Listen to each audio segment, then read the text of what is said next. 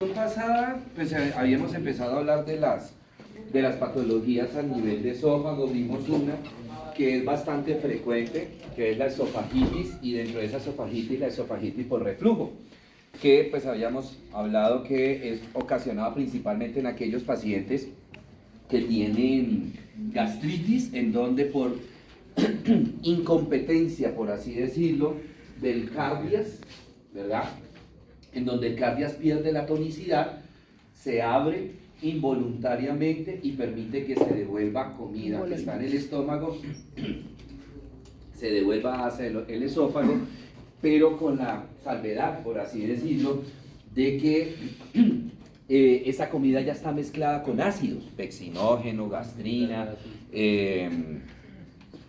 ácido clorhídrico, ¿cierto? Y entonces esa acidez quema la mucosa del esófago y eso es lo que nosotros conocemos como esofagitis. Esa esofagitis puede generar diferentes complicaciones, ¿cierto? Puede generar, veíamos el síndrome de Mallory-Weiss, no mentira, no lo vamos a ver ahora, el esófago de Barrett, ¿sí?, que es cuando el epitelio empieza a cambiar debido a la agresión constante de ese ácido, de ese reflujo que tiene el paciente, va cambiando el epitelio.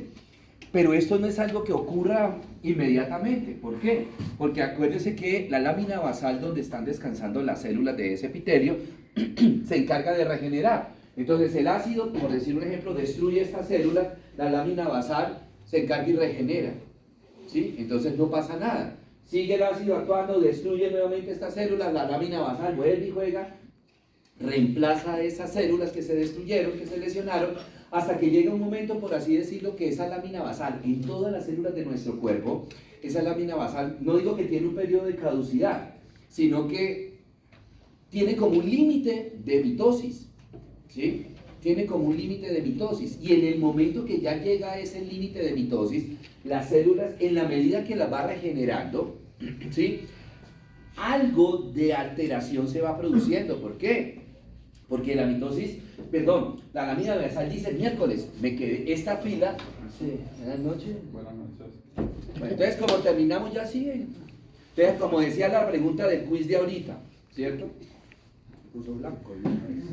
Entonces, ¿qué pasa? Que en la medida que, es como si, por decir un ejemplo, se les pide hacer ustedes un trabajo que tienen que entregar en media hora, un trabajo extenso, pues ustedes lo hacen, pero obviamente es un trabajo que no viene con todo lo que se pide. Así sucede. La lámina basal, por responder para tapar ese hueco que quedó, bota células, pero al botar las células, de repente la mitosis no se hace completa y algo le empieza a faltar a esas células, algo desde el punto de vista estructural. Entonces, en la medida que la lámina basal va regenerando, las células que se están apareciendo en ese epitelio ya tienen alguna diferencia en cuanto a la estructura, ¿sí? Algo. ¿Qué puede ser ese algo? Pues eso depende de la mitosis de esa lámina basal, ¿verdad? Hasta que llega un momento en que ya la lámina basal, vuelvo a decir, ya cumplió con su ciclo, porque ya se acabaron las mitosis, pero las células que regeneró son células que ya tienen alguna alteración en cuanto a la morfología. Entonces llega un momento en que estas células ya tienen algo diferente al resto de células sanas del epitelio. Y ahí es cuando empieza a haber alteración de una célula sana. ¿Se acuerdan cuál era la génesis? ¿O yo se las dije, la génesis, de pronto? De anaplasia. Desde una célula sana empieza la metaplasia. Una metaplasia no es maligna. Una metaplasia no es maligna. Si, por ejemplo, ¿algunos de ustedes le han hecho alguna endoscopia? ¿Algunos Sí. de ustedes? Y dice metaplasia. Le están diciendo a uno, ojo, porque ya esas células de esa zona están teniendo alguna alteración estructural. O sea, puede ser en la forma, puede ser en el contenido, ¿sí? Pero esa metaplasia se puede, ¿qué? Detener, frenar, y se puede, ¿qué? Revertir. En este caso, ¿cómo? Pues con tratamiento y con la dieta del paciente. Se detiene la metaplasia y se puede revertir. Pero si continúa la agresión sobre estas células, ¿cierto? Entonces ya cada vez las células que se van regenerando no se están pareciendo a las células sanas del epitelio.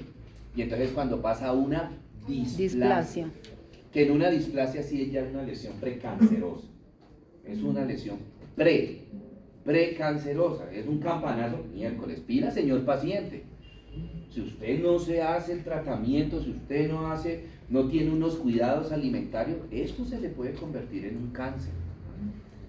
Y si continúa la agresión, ya las células, estas no se parecen en nada a estas células. Y es cuando aparece la anaplasia, que es cuando ya hablamos de un cáncer. ¿Sí? ¿Qué otra cosa es importante tener en cuenta? Que en la medida que va migrando de metaplasia, displasia y anaplasia, ya no solamente la célula deja de parecerse en su estructura, sino también en su función. ¿Sí? Porque empiezan, por decir un ejemplo, a estas células a desaparecerle organelos que estas células sí tienen, y al no tener estos organelos, esta célula, pues deja de cumplir una función, ¿cierto? Entonces, esa es la génesis. La otra complicación era ya me olvidó cuál era la otra complicación, el esófago de Barrett. Las ulceraciones, correcto. ¿Y cuál era la otra? Acalasia. La acalasia, que se inflama mucho y se va cerrando la luz del esófago y entonces se empieza a retener alimentos. Otra complicación que me puede generar la gastritis es precisamente que a nivel del esófago aparezcan varices, ¿sí? Las varices esofágicas. ¿Cuál era el trastorno fisiopatológico de un síndrome varicoso a nivel de miembros inferiores? ¿Nos acordamos cuál era? Que las válvulas no están La funcionando. lesión de las válvulas a nivel de las venas. Lo mismo sucede acá. Lo mismo. Por la agresión del ácido se inflama el vaso sanguíneo. El vaso sanguíneo en estos pacientes tiende a... De por sí que normalmente en cualquier parte de nuestro cuerpo los vasos sanguíneos se encuentran en la capa muscular, la que está en la mitad. ¿Sí? Y hay ramas terminales tanto en la parte de la serosa como en la parte de la mucosa, ¿sí? Entonces, por la agresión del ácido sobre esos vasos en la capa muscular, esos vasos sanguíneos se empiezan a inflamar, se empiezan a dilatar, generándome vasculitis, o sea, una inflamación del vaso sanguíneo. ¿Cuál es la tendencia? Que si la agresión continúa, ¿cierto? Oiga, si es esa, está todo chueco, yo no había visto. Sí, profe, pero no me creo. No, sino que yo no me había puesto aquí atrás, entonces no había visto cómo está de torcido. Bueno, entonces el vaso tiende a hacerse superficial. Por la inflamación, el vaso tiende a hacerse superficial y aparece en la mucosa. La inflamación, ¿sí?, del vaso se hace evidente en la mucosa. Y en la medida que se va inflamando el vaso, ¿qué le está pasando? El grosor de las paredes. Se adelgaza. Se va adelgazando hasta que llega un momento en que ¿qué? Se rompe. ¿Sí? Y aparecen las hemorragias, ¿verdad? Ok. ¿Cuáles son los vasos sanguíneos que se van a ver afectados? Pues obviamente los vasos, las venas esofágicas, ¿sí? ¿Dónde llegará más la concentración de ácido, ¿sí?, en el esófago? ¿A dónde creen ustedes donde va a actuar en mayor cantidad el ácido? ¿En qué parte del esófago? ¿En el tercio superior, medio o inferior? Inferior. Porque es el que está al ladito del cardias. ¿Sí? Si yo he hecho ácido acá, ¿dónde va a caer la mayor cantidad de ácido? Pues en estas paredes, En el que están proceso. cerca de donde yo estoy botando el ácido. Y también depende de qué, de la presión que tenga, con la presión con la que suba el reflujo. En algunos pacientes, no sé si a alguno de ustedes les ha pasado que esas dichosas agrieras, la pirosis, llega hasta la boca, ¿sí? Llega hasta la boca, pues quema todo el esófago. En otros le llega, no hay mucha presión, llega hacia el tercio inferior, que es el tercio inferior es lo que primero se afecta en estos pacientes, ¿sí? Las venas esofágicas. Puede afectar las venas esofágicas intermedias o las superiores. Lo importante de esto, ¿qué es? Que esas venas esofágicas, ¿a dónde van a drenar? Perdón, las venas esofágicas, ¿a dónde drenan? ¿A dónde drenan las venas esofágicas?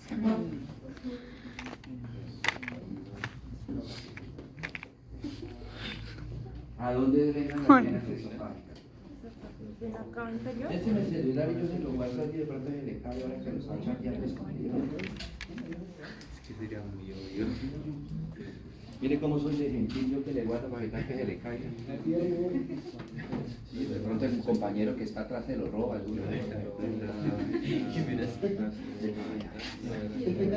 ¿A dónde drenan las No. venas esofágicas? Ay, pobre, estamos aquí. Están hasta ahora despertándose. No, la instrumental No. nunca. Puede ir por un tintico. Espere, es Su merced que llegó tarde por estar leyendo ya en la clase. es la esplénica. Cuénteme, ¿a dónde drenan las venas La esofágicas? esplénica. Que se me hace más fuerte. ¿No se acuerda? La hepática. El primero. Su merced, ¿a dónde drenan las venas esofágicas? La esplénica sale de la boca. ¿Cómo?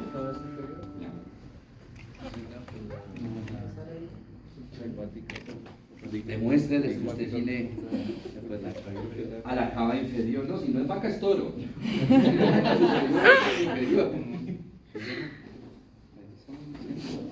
¿Ya terminaron la discusión de dónde drenan las venas esofágicas? Se llegó a la conclusión Se que llegó a la conclusión que el compañero ya va a venir permanentemente a clase para evitar que las compañeras novias lo junten. Esa es la conclusión que llegamos. Hijo de madre.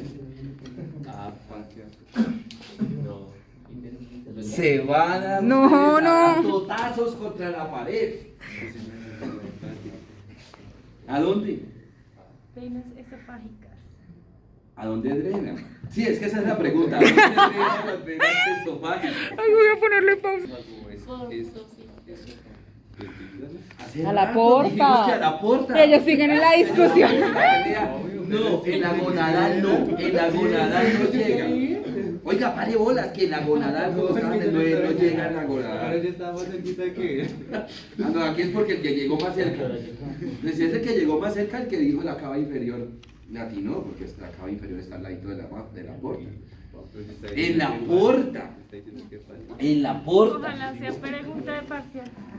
Y se la pregunta y colocan gonadal. O cava inferior o cava superior.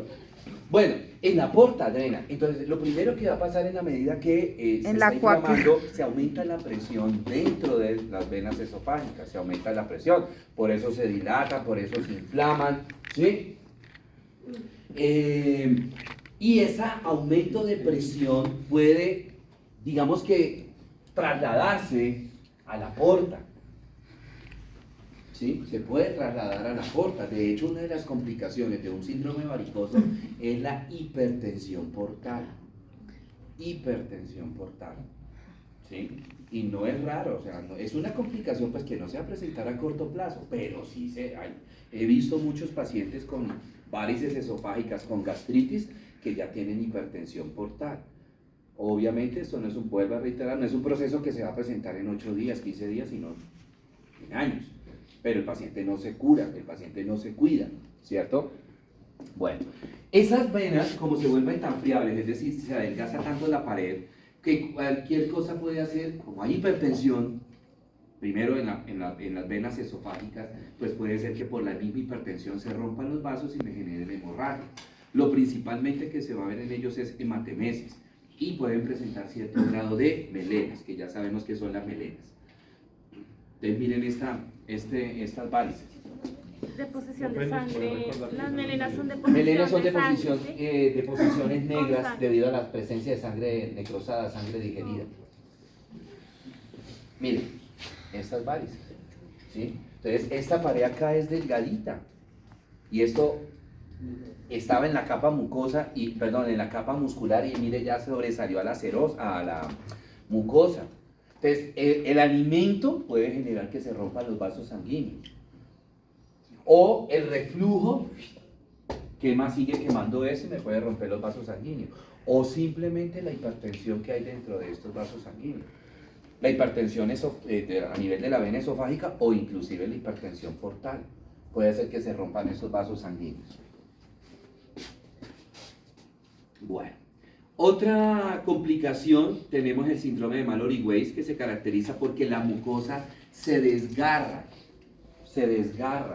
la mucosa, porque obviamente está inflamada la mucosa del esófago por una esofagitis, entonces espontáneamente, por ejemplo, cuando el paciente tose, como se aumenta la presión, se desgarra se rompe la mucosa.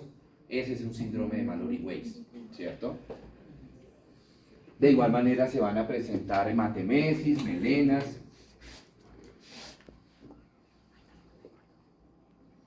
Bueno, bien. Preguntas, chicos. Bueno, muy bien. El cáncer de esófago, dos consideraciones importantes. Primero, no es frecuente. No es frecuente. Un cáncer, hago aquí un paréntesis, puede ser primario o puede ser secundario. ¿Cuándo es un cáncer primario? Cuando se origina en el órgano que estamos hablando, ¿sí? Y secundario, cuando es una metástasis, ¿sí? ¿Sí me hago entender la diferencia entre cáncer primario y secundario? Correcto. Entonces, primero, el cáncer de esófago no es frecuente, pero cuando se presenta, por lo general es secundario, o sea, es un cáncer, ¿qué? Metastásico. ¿Y dónde estará la metástasis? ¿Dónde estará el cáncer primario de ese cáncer esofágico? En el estómago. En el estómago. En el estómago. Gracias. ¿Sí? Entonces, eso. ¿Correcto? Bueno. Ok. ¿Cuáles pueden ser los factores de riesgo que lleven al paciente a un cáncer de esófago? Hablemoslo, digamos, El arroz. tanto primario como secundario, señor. El arroz. El alcoholismo, ahorita ya les explico, el alcoholismo, el tabaquismo, el consumo de arroz y té caliente. El arroz cuando está muy caliente produce unas sustancias que queman la mucosa del esófago. Ese arroz que uno, por ejemplo, yo creo que a todos nos ha pasado, que estamos bien hambrientos y nos metemos esa cucharada de arroz. Ese es el arroz que quema. Y lo mismo el té caliente, la misma vaina. Las nitrosaminas y aflatoxinas. Las nitrosaminas son unas sustancias que hay en la cerveza. Por eso coloco alcoholismo. Hay en la cerveza. Ya no puedo ni que Las la aflatoxinas son unas sustancias que están en los conservantes de los alimentos.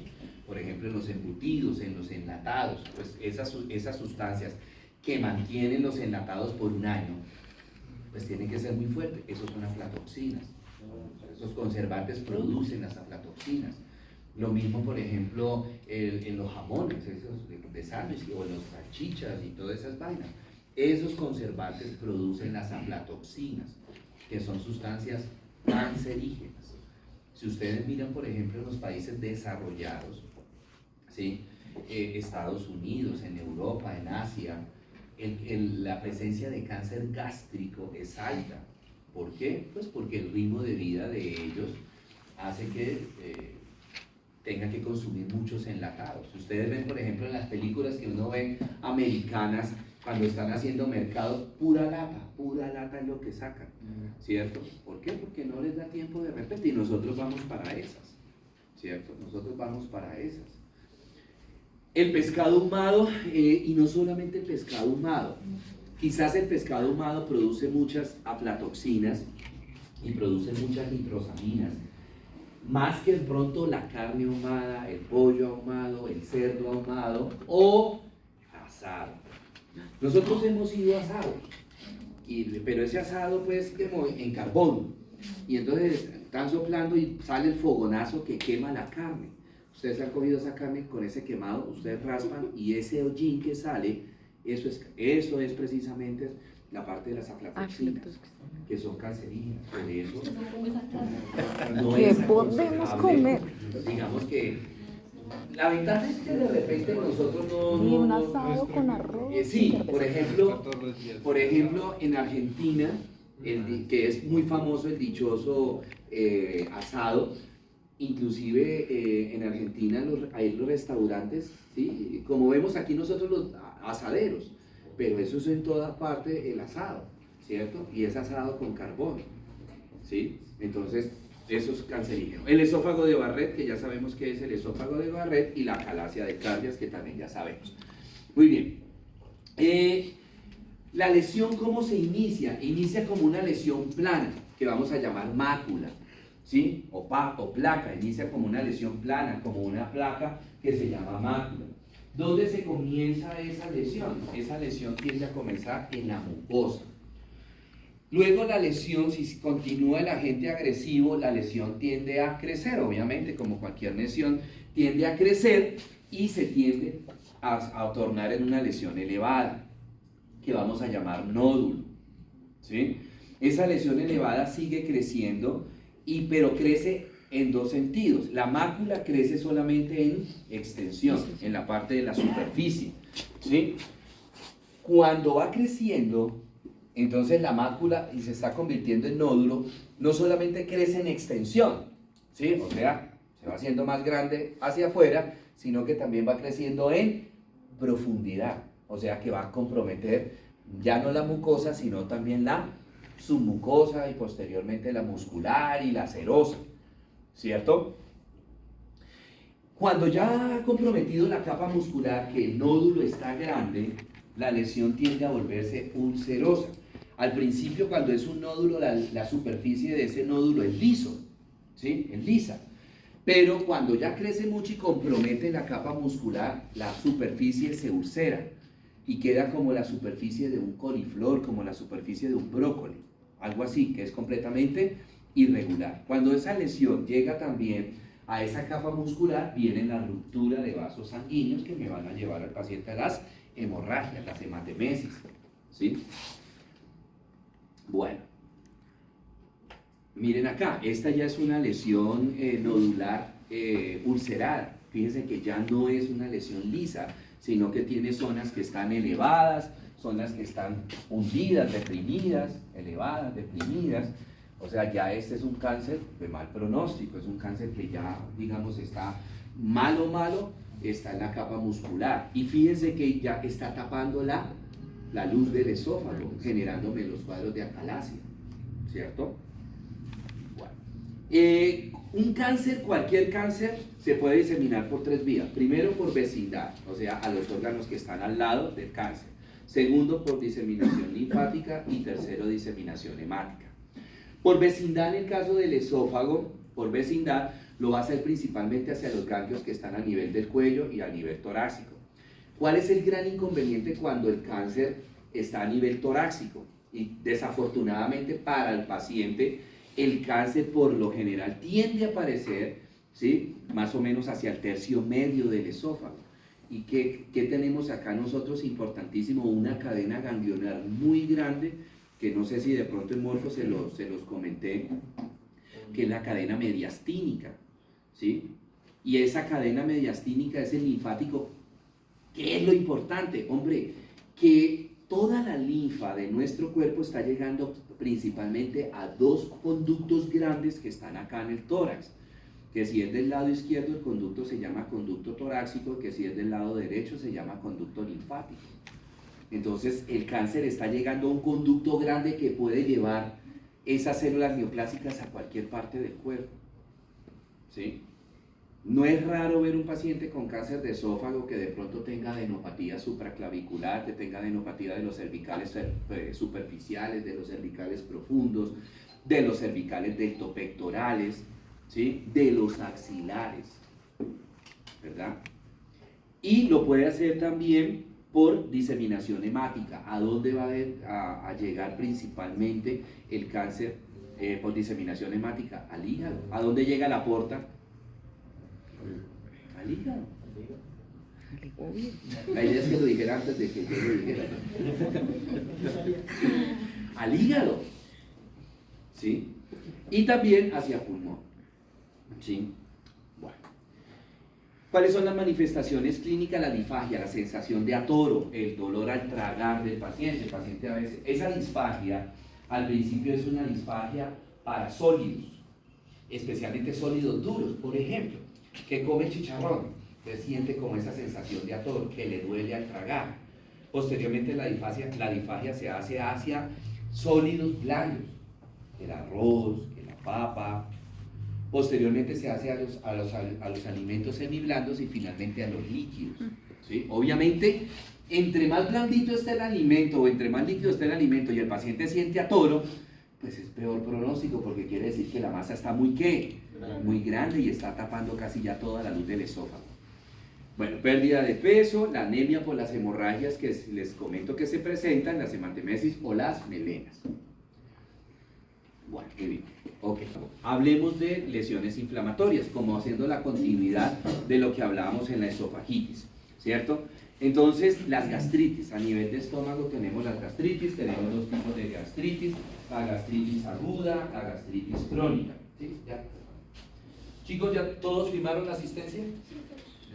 Sí, Ustedes llegaron tarde porque se afirmaron que llegaron puntuales solo.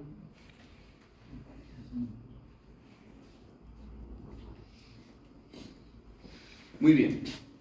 Entonces, hay una gastritis aguda y una gastritis crónica. Simplemente la gastritis aguda, crónica, se presenta debido a los ataques repetitivos de gastritis aguda, ¿cierto?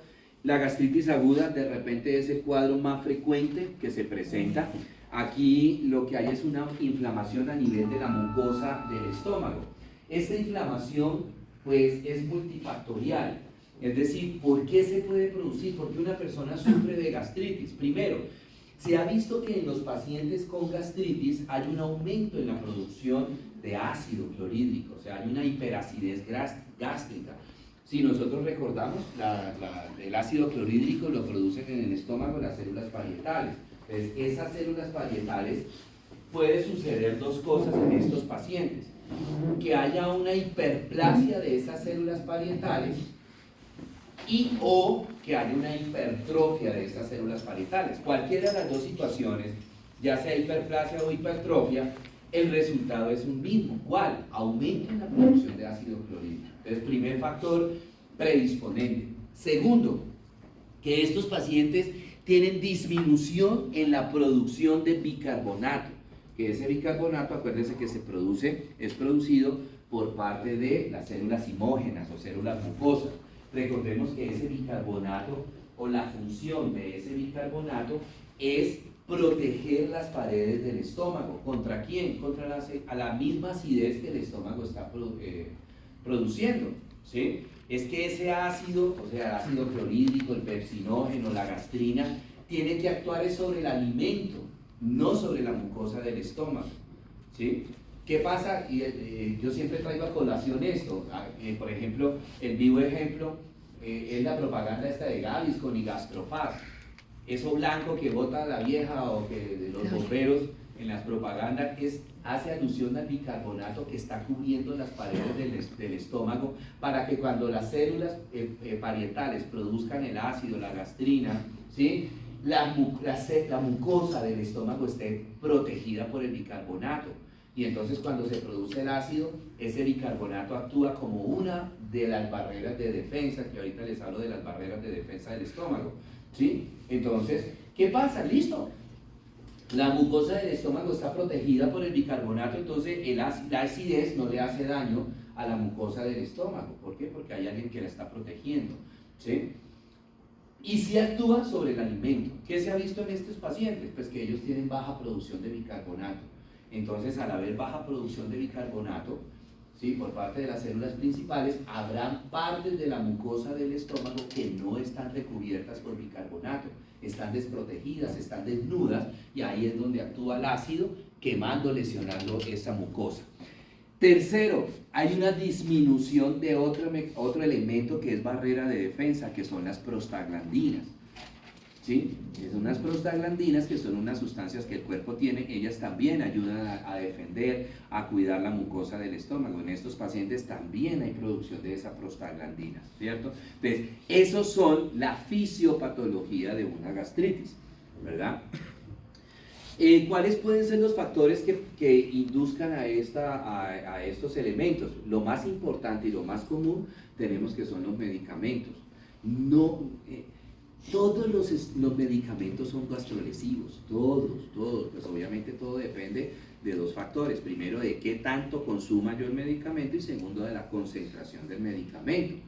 Si yo me tomo a pesar de que, por ejemplo, un ibuprofén de 400, porque me duele la cabeza, me tomo un ibuprofén de 400 y no más, pues la concentración era baja, 400. y solamente tomé una pastilla. Pero si ya es diferente, que yo me estoy tomando porque tengo una artritis, me estoy tomando un ibuprofeno de 400 o de 800, me lo estoy tomando cada 8 horas, todos los días, ¿sí? Pues esos medicamentos, y ahorita lo que hace es el medicamento disminuir la producción de prostaglandinas, que yo les acabo de decir que la prostaglandina es ¿qué? Una barrera de defensa. Entonces el medicamento me está quitando la barrera de defensa, ¿cierto? ¿Qué otros factores son importantes? El consumo de alcohol etílico, ¿sí? Sí, muy rico el tequila y con limón sabroso y toda la vaina, pero esa vaina es... Y no nos vayamos muy lejos, para nosotros allá el tequila, aunque ya aquí ya se consume bastante el tequila, el guardiente. Eso, qué pena, así como yo no consumo eso. Lo más es naranjá, lo que yo tomo, lo más fuerte, ¿sí? Jugo de piña. Pero joven, acá no se dice guardiente, sino aguardiente, ¿cierto?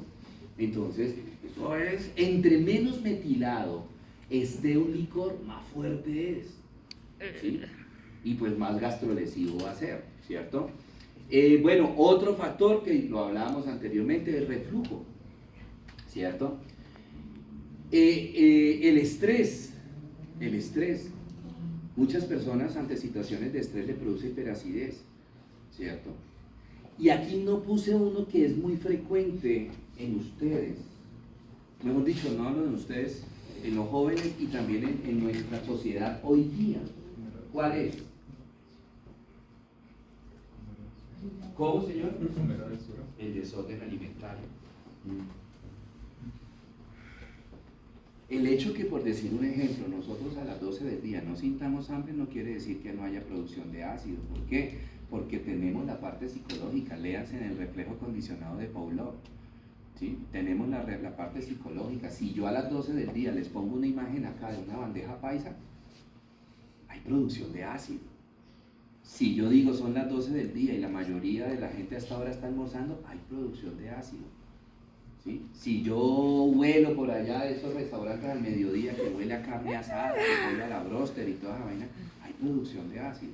¿Sí, señor? Pero digamos, esa producción de ácido se podría controlar y cambiar los horarios. Claro, por eso es que se aconseja que nosotros debemos comer 6 veces al día. Entonces por allá a eso de las 10 de la mañana comer algo suave. ¿Para qué? Para que al mediodía ya haya contenido alimentario en el estómago, y si por algún motivo, lo que sea, no almorzamos entre las 12 y la 1, la producción de ácido actúe sobre ¿qué? No sobre una mucosa gástrica que está sola, vacía, sino sobre un alimento, llámese un paquete de galletas, ya lo que sea. Ok, entonces en ese sentido el ayuno intermitente sería malo. Claro. Claro que es malo. Pero es efectivo. No, pero ¿a costa de qué? Sí. Quedó su merced cual sílfide, pero con una tronera aquí en el estómago. Bueno, muy bien. Les decía que los fármacos, los medicamentos me disminuyen la producción de prostaglandinas, ¿sí? Y esas prostaglandinas son las que me ayudan junto con el bicarbonato a proteger la mucosa del estómago. Entonces, si ya le quité la primera barrera de defensa al estómago, me queda solamente el bicarbonato, pero es que el bicarbonato no puede hacer al 100% eso. El bicarbonato no se produce de por sí en cualquiera persona de nosotros, sanos por así decirlo, no se produce en grandes cantidades. ¿Sí? No se produce en grandes cantidades. Bueno, muy bien. Manifestaciones clínicas, la dispepsia. Dispepsia es lo que nosotros conocemos vulgarmente como mala digestión. Es eso de que el paciente dice, oiga, me comí una empanada y me siento así, me siento soplado, como si me hubiera comido 2 bandejas paisas, tengo mucha eructadera, tengo muchas flatulencias, esa sensación de plenitud, esa sensación de llenura, eso es dispepsia. Epigastralgia, lo que nosotros conocemos como dolor en la boca del estómago, náusea, vómitos en fases avanzadas, que la gastritis o la úlcera se puede perforar, hematemesis, melena y la pirosis, que es el reflujo. Todo eso rojito que ustedes ven es gastritis, es la peladura que me genera el ácido, todo esto.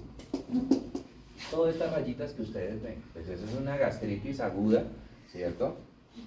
Y lo que ustedes ven allá, al fondo, ¿sí? Es la parte de cardia, esa es una gastritis crónica antral. La gastritis crónica no es más que los ataques repetitivos de gastritis aguda, ¿cierto? Que ya van lesionando completamente la mucosa. Una gastritis aguda, todo esto que ustedes ven aquí negro ya es la gastritis crónica. Ya no es, y sangró. Aquí ven negro, pero es porque hubo coagulación de sangre. Profe, ¿sí? ¿cuánto tiempo pasa de pasar aguda a crónica? Eso depende de cada paciente, eso depende de tratamiento, de cuidados que tenga el paciente. La gastritis se puede quedar solo en aguda o puede migrar. ¿En cuánto tiempo? Pues depende. Si el paciente no tiene cuidados alimentarios, si el paciente no tiene medicación, pues puede pasar en cuestión de meses. ¿Sí? Bueno, hay dos tipos de gastritis crónica. La gastritis tipo A, que es de origen autoinmune, esa casi no se ve, acuérdense, ya sabemos qué significa que sea autoinmune. La que quizás se ve con mucha frecuencia, no, la que quizás no, la que se ve con certeza, con frecuencia es la gastritis tipo B, que está asociado con esta bacteria que se llama el Helicobacter pylori. ¿Qué cuidados hay que tener, recordar y hay que decirle al paciente? Ojo, el Helicobacter pylori es precanceroso. ¿Sí? Y una vez se aterra a pacientes que llegan a la consulta, y por esto es que hoy día hay mucho joven de la edad de ustedes, ¿cierto? Con cáncer de estómago ya. ¿Por qué no? A mí me diagnosticaron Helicobacter, pero yo me tomé el tratamiento por un tiempo y ya. Y la bacteria sigue ahí, ¿cierto? Acuérdense que para erradicar la bacteria toca un tratamiento triconjugado. Hay que darle un antibiótico al paciente. Por lo general se le da citromicina o amoxicilina. A mí me gusta mandar la amoxicilina. Se le da purgante, ¿sí? Se le da un purgante que puede ser un metronidazol, puede ser un tinidazol, y se le da un inhibidor de la bomba de protones, el omeprazol, lansoprazol, cualquiera de esos que terminen en sol. En sol. ¿Sí? Y el tratamiento tiene que durar por lo menos 6 meses. Y fuera de eso, ¿cuál es el otro? Ah, bueno, no, a mí me dio Helicobacter, me hice el tratamiento, me curé y ya. ¿Hace cuánto? Hace 4 años. ¿Usted se ha vuelto a hacer endoscopia? No, nada, no, pues yo me curé. El Helicobacter puede volver a aparecer y lo más seguro es que tengo otra vez Helicobacter. ¿Sí? Entonces, ojo con eso. Bueno, muy bien. Para mí, yo lo digo así, es como oportunista. ¿Cierto? Este sí es bien oportunista. En los besos, en la saliva. No puede besar. Bueno, veamos ahora la neoplasia del estómago, el cáncer de estómago. Patología muy frecuente, ocupa aproximadamente es la segunda causa de muerte a nivel mundial, el cáncer de estómago. Lo comparte esa posición junto con el cáncer de colon. ¿Sí? Antes de hablar de las patologías malignas, veamos las patologías benignas, que también son relativamente frecuentes. ¿Sí? Los pólipos, quizás de las patologías benignas a nivel del colon, la más frecuente son los pólipos. Los pólipos son una serie de lesiones elevadas, hiperplásicas, que se originan principalmente en la capa mucosa, en este caso, pues en la capa mucosa del estómago. ¿Sí? Hay 3 tipos, de pólipos. Está el hiperplásico. Dentro de los 3 tipos de pólipos, el hiperplásico es el más común. ¿Sí? Está también el pólipo de las glándulas fúngicas y están los pólipos adenomatosos. Los pólipos adenomatosos son muy raros. ¿Qué es el pólipo? Pues es como una pepita, como una verruga que empieza a aparecer a expensas de la capa muscular del estómago y posteriormente va creciendo y compromete también la capa mucosa. A ver, bueno, veamos más adelantico. Bueno, el pólipo, a pesar de que es benigno, se opera. ¿Por qué? Porque él tiene la tendencia a 2 cosas. 1, a crecer. Y estos pólipos son pediculados. ¿Qué significa que sean pediculados? Que tienen un pie, que tienen una base. Y entonces, en la medida que el estómago se va contrayendo, pues para hacer el proceso de digestión, pues el pedículo del pólipo se mueve también y empieza a moverse y se puede torcer el pedículo, se puede perforar y generarme, eso que esto aquí se compone ahorita vamos a traer hamburguesas, ¿no? Se perfora y puede generar hemorragias. Entonces, por eso es que se opera, no porque sea maligno, sino porque es sintomático. ¿Sí? A veces le causa una extrañeza, no, es que usted tiene una lesión benigna, pero lo tenemos que operar. ¿Y por qué si es benigna, doctor, por qué me van a operar? Porque le está generando síntomas, le está generando hemorragias, ¿sí? Le está generando anemia al paciente, ¿verdad? Muy bien, otras son las neoplasias mesenquimatosas. Estas neoplasias mesenquimatosas son muy raras, pero se ha visto como un repunte, por así decirlo, de la frecuencia de aparición de estas lesiones mesenquimatosas. Hay dos tipos de lesiones mesenquimatosas, el leiomioma y el neurofibroma. De estas dos, la que se ha visto que más o menos desde hace unos 15 años se está diagnosticando con relativa frecuencia es el leiomioma.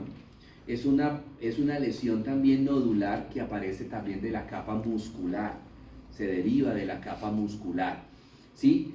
¿Qué ventaja, entre comillas, digo, tiene esta lesión mesenquimatosa? Que crece muy rápido. En cuestión de meses el paciente tiene síntomas y síntomas muy fuertes, síntomas que van aumentando mucho en frecuencia y en intensidad. Entonces rápidamente el paciente, ¿cuáles son los síntomas que el paciente experimenta? Sensación de llenura. ¿Por qué? Porque es una pepa en el estómago. Hagan de cuenta que hace el efecto como de balón gástrico. Entonces, ¿qué pasa? Que el paciente pierde apetito. Ustedes dirán, no, ya ese es el que queremos nosotros, ¿sí? Pero a costa de la compañera, la keto, ¿sí? Pero a costa de ¿qué? De una hematemesis, de una anemia, ¿cierto? Entonces, por eso se opera, ¿verdad? Porque él crece muy rápido y el paciente empieza a tener, que a veces se queda en el diagnóstico de una dispepsia, ¿sí? No, es una dispepsia, ¿por qué? Por colon inflamado, colon irritable. Ahorita que vamos a ver colon, me acuerdan de hablarles eso, ¿sí? Pero ya cuando le paran bolas, es cuando ya el paciente empieza a tener las hematemesis. Primero tiene emesis, o sea, vómitos frecuentes, o sea, vómitos de contenido alimentario, no con sangre. Entonces son pacientes que si comen, estando llenos, comen un poquito más, se les estimula el reflejo nauseoso y emesis, ¿cierto? Y posteriormente empieza a tener las hematemesis, o sea, ya los vómitos con sangre, ¿sí? Son lesiones que no tienden a malignizarse, pero el problema es que sí generan síntomas, ¿no? Por eso es que se operan. Pasemos ahora sí al adenocarcinoma gástrico. Este tipo de cáncer, o sea, un adenocarcinoma, es el más frecuente de todos los tipos de cáncer. Hay muchos tipos de cáncer de estómago, está el sarcoma, ¿sí? Pero el adenocarcinoma es el más común. ¿Dónde se origina este adenocarcinoma? El prefijo adeno significa glándula. Entonces yo ya sé en dónde se está originando este cáncer, en las glándulas del estómago, en esas células que por allá en Morfo vimos y que ahorita estábamos recordando, que eran las células parietales, las células principales, las células imógenas. Ahí se originan, este tipo de células es que se origina este cáncer. Por eso los síntomas que genera el cáncer, porque se está originando en el sitio donde se están produciendo las enzimas, y la tendencia de este cáncer es que en la medida que está apareciendo va a haber una hipertrofia de esas células, y al haber hipertrofia de esas células, ¿qué le va a pasar a la secreción que producía esas células? ¿Se va a qué? Aumentar. Entonces se aumentará la producción de gastrina, se va a aumentar la producción de pepsinógeno, se va a aumentar la producción de ácido clorhídrico. ¿Qué características tienen estas tres células, estas tres secreciones, que son qué? Ácidas. Ahora entendemos por qué la hiperacidez con la que empieza el paciente con cáncer de estómago, ¿sí? Bueno, muy bien. Los factores de riesgo. Hereditario, ojo, no es que se herede la enfermedad. Y quiero que todos los cánceres que vamos a ver, se hereda eso, la predisposición. Entonces yo ya tendría un factor de riesgo. Hombre, mi papá sufrió de cáncer de estómago, yo ya hijo tengo un factor de riesgo. De mí depende que ese cáncer se me manifieste a mí también o no. ¿Cómo? Pues no sumándole. Si no quiero que me aparezca cáncer de estómago, no le sumo más factores de riesgo.